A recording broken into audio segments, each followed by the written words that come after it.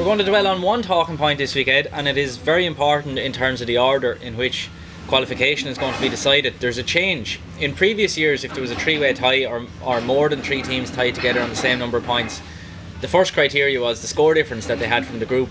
But that's been changed now. And I'm just going to read out exactly what the rule says. So, where more than two teams are involved in a tie, the league points awarded from the games between those teams involved are the first criteria. So if we take, for example, Oilgate, the Harriers and Lynn.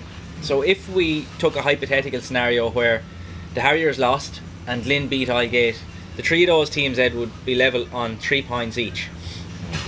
And what comes into play then is the results only between those three teams. So we had Oilgate have beaten the Harriers, and in our scenario they'd have lost to Lynn, so they'd have 2 points from those games. Lynn would have beaten Oilgate and drawn with the Harriers, so they'd have 3 points, and the Harriers drew with Lynn but lost to Oilgate. So in that mini little table between those three, Lynn would have 3 points from that, Oilgate would have 2, and the Harriers would have 1. It's a big change. It's a big change, yeah. I was never a fan of score difference, and I'll tell you why I never was. If you play hurling on a night like tonight, you will not put up a big score. But you could be playing someone in the middle of May and the sun is splitting the trees, and it's easier to put up a big score. But I think the big thing here, I think clubs are taken by surprise. I don't think it was publicised very well, you know, when it came out last November. But the clubs obviously voted for this, Peter, so you know they can have no complaints. But that's a very real scenario. Like, the Harriers are probably delighted with, and of course they're delighted with the result they got tonight. But Glyn are in the driving seat if they win their match next Sunday, provided that the Harriers don't beat the Martins.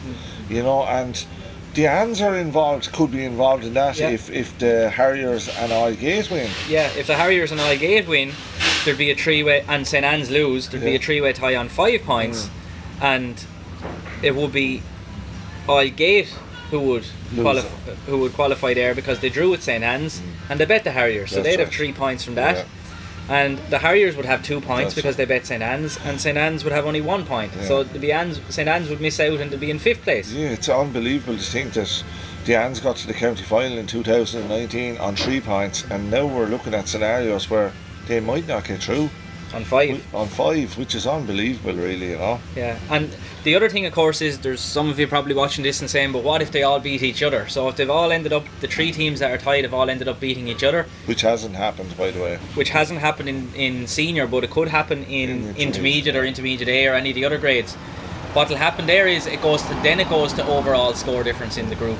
So it's definitely something for players and managers to be aware of when all the matches are going on at the one time in their grade or in their group.